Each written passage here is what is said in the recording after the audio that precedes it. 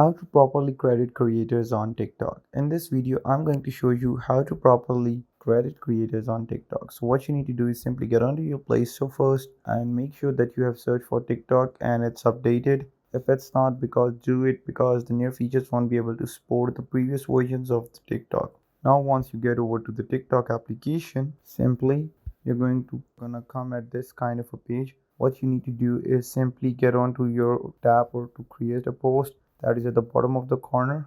Once you do that, all you need to do is flip your camera and create a video.